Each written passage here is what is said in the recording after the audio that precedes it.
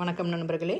இன்றைக்கு என்னுடைய சமையலறையில் சுவையான வெங்காய சட்னி, தக்காளி சேர்த்து பருப்பு சேர்த்து எப்படி செய்யலான்னு செய்து காட்ட போகிறேன். வாங்க பார்க்கலாம். அடுப்பில் ஒரு எவர் சில்வர் வானலை வச்சுக்கலாம், ஸ்டெயின்லெஸ் ஸ்டீல் வானல். அதில் கொஞ்சமாக எண்ணெய் சேர்த்துக்கங்க. எண்ணெய் சூடானதும் கடலைப்பருப்பு ஒரு 50 கிராம் சேர்த்துக்கங்க. கடலைப்பருப்பு கொஞ்சம் வறுபட்டதும் உளுத்தம்பருப்பு அதுவும் 50 கிராம் அதையும் சேர்த்து வறுத்துக்கலாம். அது ஒரு 50% மேலே வறுபட்ட பிறகு நீங்கள் சிகப்பு மிளகாய் சேர்த்துக்கோங்க, உங்கள் காரத்துக்கு தகுந்த மாதிரி. நான் இது ரொம்ப காரமான மிளகாய், அதனால் ஒரு 8 மிளகாய் சேர்த்துருக்கேன். இதையும் வறுத்துக்கலாம். இதை நல்லா வறுபட்ட பிறகு நம்ம இதை மிக்சர் ஜாருக்கு மாற்றிக்கலாம். இப்போ கடலைப்பருப்பு உளுத்தம்பருப்பு மிளகாவை எடுத்து வச்சுட்டு அதே வானலில் இன்னும் கொஞ்சம் எண்ணெய் விட்டுக்கோங்க. இப்போ நம்ம வெங்காயத்தை இதில் சேர்த்து வதக்க போகிறோம். இது ஒரு பெரிய வெங்காயம் 350 கிராம் இருக்குது.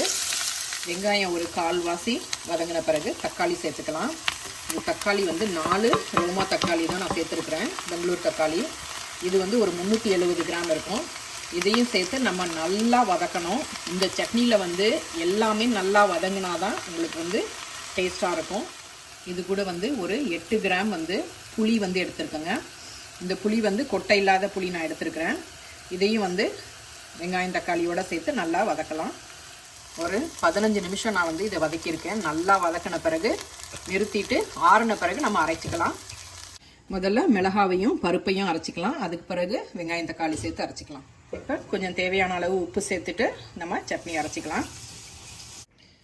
இந்த சட்னிக்கு நான் 1.5 கப்பு தண்ணி சேர்த்து அரைச்சேன். நல்லா நைஸாக அரைச்சிருக்கிறேன். அதுக்கு பிறகு நீங்கள் தாளிப்பு பண்ணிக்கலாம். கடுகு உளுத்தம்பருப்பு கருவேப்பிலை போட்டு தாளித்து அதோட சேர்த்துக்கலாம். இது இட்லி தோசையோடு சேர்த்து சாப்பிட்டா ரொம்ப ரொம்ப சுவையாக இருக்கும். இந்த சட்னி உங்களுக்கு பிடிச்சிருந்ததுன்னா, என்னுடைய ரெசிபி உங்களுக்கு பிடிச்சிருந்ததுன்னா லைக் பண்ணுங்கள், ஷேர் பண்ணுங்கள், சப்ஸ்கிரைப் பண்ணுங்கள் என்னோடய சேனலை.